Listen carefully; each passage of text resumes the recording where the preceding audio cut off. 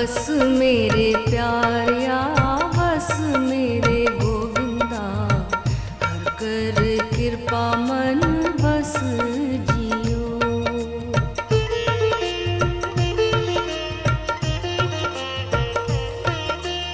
बस मेरे प्यारिया बस मेरे गोविंदा, हर कर कृपा मन बस जियो। हर कर कृपा मन बस जियो, हर कर कृपा मन बस जियो।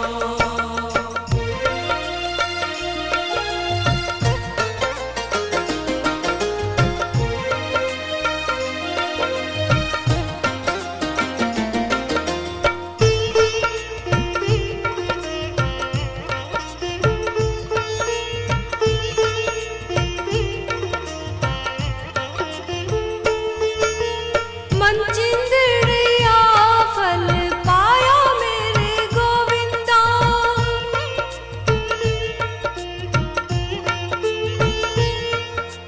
गुरपुरा वेख विगस जियो।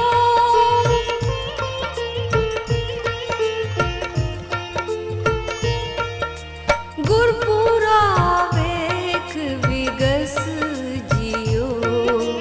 बस मेरे प्यारिया बस मेरे गोविंदा, हर कर कृपा मन बस जियो।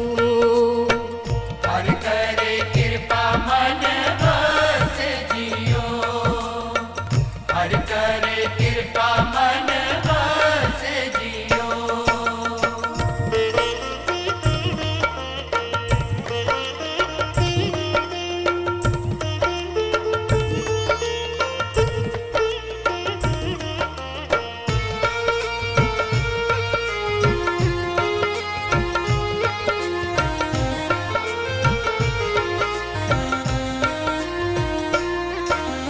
हर नाम मिलिया सुहागन मेरे गोविंदा,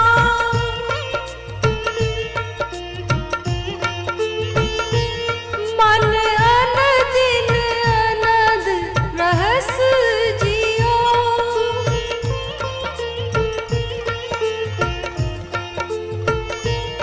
मन अन दिन अनद रहस जियो। बस मेरे प्यारिया बस मेरे गोविंदा, हर कर कृपा मन बस जियो। हर कर कृपा मन बस जियो, हर कर कृपा मन बस जियो। ਨਮਸਕਾਰ। ਅੱਜ ਅਸੀਂ ਗੁਰੂ ਰਾਮਦਾਸ ਜੀ ਦੀ ਬਾਣੀ ਨੂੰ ਲੈ ਰਹੇ ਹਾਂ। ਬੜੀ ਪਿਆਰੀ ਬਾਣੀ ਹੈ। ਕਹਿੰਦੇ ਨੇ ਵਸ ਮੇਰੇ ਪਿਆਰਿਆ ਵਸ ਮੇਰੇ ਗੋਵਿੰਦਾ, ਹਰ ਕਰੀ कृपा मन वसो जियो। कितना प्यारा निवेदन है। कहते हैं हे परमात्मा तू कुछ ऐसा कर कि तू आकर मेरे भीतर बस जा। वस मेरे प्यारे मेरे परमात्मा मेरे गोविंद, वस मेरे गोविंदा हरी करी कृपा, कुछ कृपा कर दे और मेरे दिल च आके तू वस जा। तू मेरे दिल च अपनी जगह बना लै कि बस जदों भी अख बंद करा तो तेरा दीदार होंदा रहे। वो किसी शायर ने कहा है, जब जरा गर्दन घुमाई देख ली सूरते यार, कि बस तेरे दीदार होते रहें। इसमें बहुत गहरा सूत्र छुपा है। गुरु सिख साहिबानों की जो सारी श्रृंखला है वो निरअहंकारिता की पराकाष्ठा है।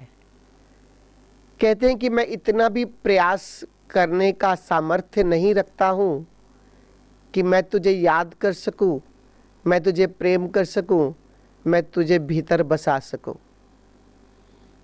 ये तेरी कृपा है, ये तेरी दृष्टि है जो मुझे एक पल तेरी याद में बिठाती है। ये तेरी ही कृपा है जो मुझसे तेरा नाम का स्मरण, तेरे नाम का सुमिरन करवाती है।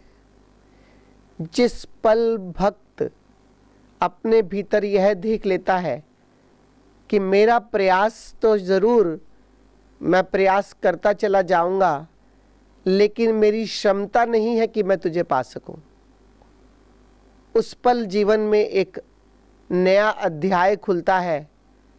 जब साधक निरअहंकारिता को छूने लगता है और जब अहंकार शून्य हो जाता है तो बचता है तो वही परमात्मा बचता है। ओशो कहते हैं, तुम्हारे और तुम्हारे परमात्मा के बीच में कौन सी बाधा है? ये बाधा है इस मैं की, यह बाधा है इस अहंकार की। एक दूसरी जगह ओशो से किसी ने प्रश्न किया, कहते हैं कि मैं जहाँ भी देखता हूँ, ओशो के शिष्य ने पूछा ओशो से, वहाँ आप मुझे नजर आते हैं। ओशो ने भी सोचा होगा कि आज सत्य को उद्घाटित कर ही दिया जाए। ओशो ने इसका बड़ा प्यारा उत्तर दिया। ओशो ने कहा, तुमने पूछा तो अवश्य है, तो चलो उत्तर भी दे देता हूँ। इस भ्रम में नहीं जीना कि तुम जहाँ देखते हो तुम्हें मैं ही मैं नज़र आता हूँ। सत्य तो ये है कि मेरी निगाह तुम पर पड़ती है तो तुम्हारी निगाह मुझ तक उठती है। बिना परमात्मा की निगाह पड़े कोई व्यक्ति परमात्मा को पा नहीं सकता। ये परमात्मा की कृपा है। लेकिन फिर मनुष्य के हाथ में क्या है, ये भी ओशो समझाते हैं। कहते तुम्हारे हाथ में केवल इतना है कि तू अपने भीतर की प्यास को बढ़ाओ, अपने भीतर की तड़प को बढ़ाओ, तुम अपनी पुकार उत्पन्न करो जो उस परमात्मा को पुकार ले। और उस पुकार से होगा क्या, परमात्मा की कृपा कैसे होगी, यह आगे समझाते हैं। मन चिंदड़िया फल पाया, मेरे गोविंदा गुरु पूरा वेख्या विगस जियो। अब यहाँ वो सूत्र देते हैं कि वो पुकार से क्या होगा। पुकार उत्पन्न हुई तो मैंने मन चाहा फल पा लिया, मन चिंदड़िया फल पाया। क्या मेरा फल है कि तेरी कृपा हुई और मेरे जीवन में पूरा गुरु अवतरित हो गया। क्योंकि बिना गुरु को जाने, बिना गुरु की शरण में गए, बिना गुरु की कृपा हुए परमात्मा नहीं मिल सकता। तो जब हमारे भीतर तड़प पैदा होती है, पुकार पैदा होती है, तो एक खोज शुरू होती है। हम उसे जब प्राणों से पुकारते हैं तो वो हमें किसी गुरु की शरण में ले जाता है, किसी गुरु के सानिध्य में ले जाता है, और गुरु की दृष्टि हम पर पड़ती है तो हम परमात्मा के सारे भेदों को जानने लगते हैं। अब उसके भेद क्या है ये भी समझना होगा। कौन सा ऐसा मन चाहा फल पा लिया जिसे गुरु रामदास जी यहाँ समझा रहे हैं, मेरे गोविंदा गुरु पूरा वेखी विगस जियो। अब मैं विकसित होने लगा हूँ। तो क्या हुआ होगा? एक तो ये है कि हम परमात्मा को जब पुकारते हैं, जब उसका नाम जीवा से लेते हैं, जब भीतर तड़प पैदा होती है तो हम उसे नाम देते हैं कि हम उसकी भक्ति में आ गए। लेकिन क्या ये प्रश्न उठता है कि जिसको हमने जाना नहीं, जिसको हमने देखा नहीं, जिसको अभी हमने अनुभव नहीं किया, उसकी भक्ति कैसे करोगे? भक्ति हो भी कैसे सकती है? माना कि साकार मूर्त बनाकर परमात्मा की जग पूजता है, पर उस साकार मूर्त से जीवन में कुछ और घटित हो या ना हो, लेकिन प्यास निश्चित उत्पन्न होती है और उस प्यास से पूरी भक्ति का जन्म होता है। और वो पूरी भक्ति क्या है? गुरु के चरणों में जाकर गुरु हमारा गोविंद से साक्षात्कार करवा देता है, गोविंद को मिला देता है, जिसको हम कहते हैं कि यह ज्ञान है। भक्ति बिना ज्ञान के नहीं हो सकती। और जब हम परमात्मा के स्वरूप को पा लेते हैं, उसे जान लेते हैं, उस स्वरूप से हमारा प्रेम घटित हो जाता है, उस प्रेम को पूर्ण भक्ति कहा गया है। ज्ञान में जब प्रेम जुड़ जाता है तो वो भक्ति बनती है।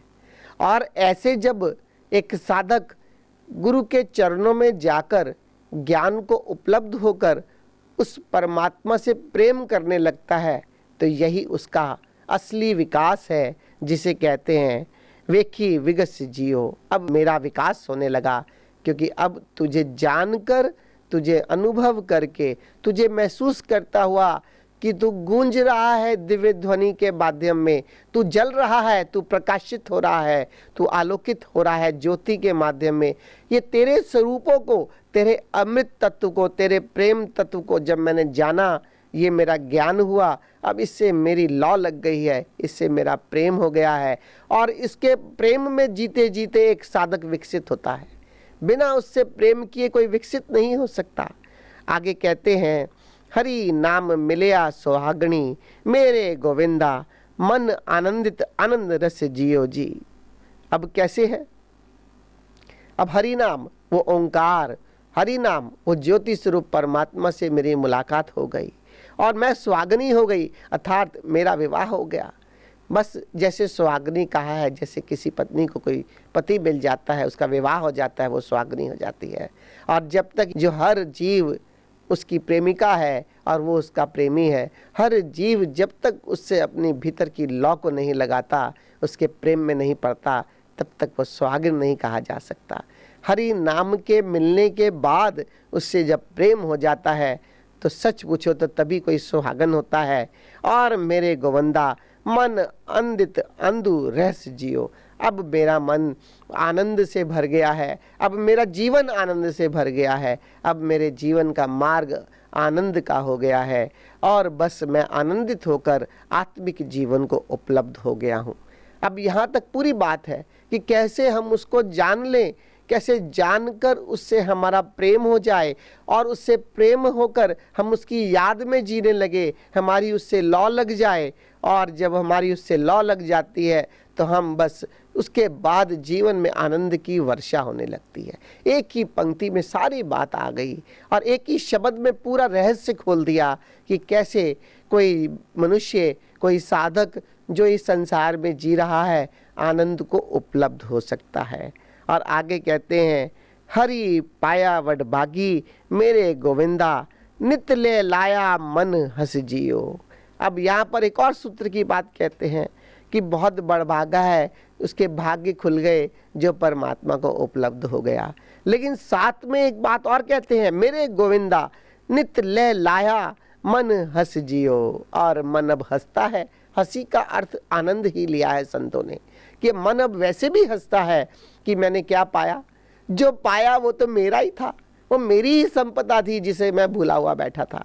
जीसस एक बहुत सुंदर बात करते हैं, एक बहुत प्यारा कोट है जीसस का, to find God is a discovery, it's not adventure. Discovery क्या है कि वो था ही मेरे भीतर, कोई ऐसा नहीं कि मैं कुछ खोजने निकला था कुछ और मिल गया कुछ और। वो मैंने डिस्कवर किया मेरे भीतर ही, मेरे भीतर से ही उजागर हो गया।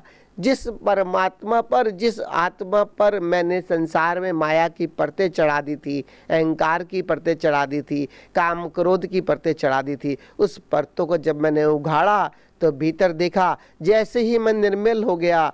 और प्रभु प्रेम में व्यक्ति साधक निर्मल होता चला जाता है। और जैसे ही मैं निर्मल हो गया, तेरे प्रेम में डूबा, तो मैंने पाया कि भीतर तो तू ही है। और भीतर ही क्यों, भीतर तुझे जानने के बाद जब दृष्टि पूरी सृष्टि पर पड़ी तो तेरे सिवा कुछ और नजर नहीं आया।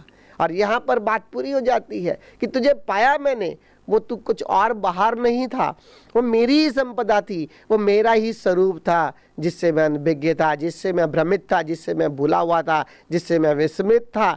ले लाया मन हंस जियो। और अब मन हंसता है, भीतर आनंद बरसता है कि मैंने क्या जाना, मैंने तो वही जाना जो मैं था। मैंने अपने स्वरूप को जाना, मैंने स्वयं को जाना, मैंने अपनी आत्मा को जाना, मैंने अपनी चैतन्यता को जाना। और मैंने यही जाना कि जो मेरी चैतन्यता है बस वो तेरा ही अंश है। हम सब ने सुन तो रखा है कि हमारे भीतर एक आत्मा है, वो आत्मा परमात्मा का अंश है। लेकिन खाली सुनने से जीवन की कोई क्वालिटी नहीं बदलती, जीवन में कोई रूपांतरण घटित नहीं होता। खाली बौद्धिक ज्ञान से जीवन में आनंद नहीं बरसता। यह ज्ञान जब तक प्रत्येक मनुष्य अपना अर्जित नहीं करेगा, यह अनुभव जब तक खुद कोई मनुष्य उसको स्वयं उपलब्ध नहीं होगा, तब तक ये ज्ञान ये सुनी सुनाई बात, ये बौद्धिक तल की बात हमें जीवन में आनंद को नहीं ला सकती, हमारा जीवन आनंदित नहीं कर सकती। हम बार बार इस माया में, इस दुख में भटकते चले जाएंगे, इस मन के बस आवेश में फंसते चले जाएंगे, अपने स्वरूप से दूर हो जाएंगे। इस बात से हमारे जीवन में कोई प्रभाव पड़ने वाला नहीं जब तक स्वयं हम अपने भीतर अपनी संपदा को उपलब्ध नहीं हो जाते, अपने खजाने को उपलब्ध नहीं हो जाते, अपने स्वरूप को उपलब्ध नहीं हो जाते। तब तक ये ज्ञान हमारे लिए एक उधार ज्ञान की तरह है, एक थोथा ज्ञान है जिससे हमें कुछ मिलने वाला नहीं। इसलिए हमें गुरु रामदास जी की इस वाणी से प्रेरणा लेनी होगी कि कैसे हम भीतर पुकार उत्पन्न करें, एक प्यास बढ़ाए, एक विरह की अग्नि को प्रज्वलित करें, जिस पुकार जिस प्यास से परमात्मा की कृपा हो और जीवन में हम गुरु को खोजें और गुरु की कृपा हो तो हम उस परमात्मा को पालें और फिर उससे हमारी लौ लग जाए और फिर हम उसके प्रेम में जीते जीते अपने आप को विकसित करें, उसकी याद में जीने लगे और जीवन को आनंद से भर दें और आनंद की वर्षा निरंतर हम पर होती रहे और हम उस पर भीगते रहें, भीगते रहें। अगर ये मार्ग हमें समझ में आ जाए, इससे हम प्रेरणा ले लें, तो मैं समझता हूँ गुरु रामदास जी की वाणी, उसका अर्थ हमें समझ में आ गया और हम खोजने निकल पड़े और आनंदित जीवन को उपलब्ध होने की दिशा में बढ़ने लगे। बस इतना ही। धन्यवाद।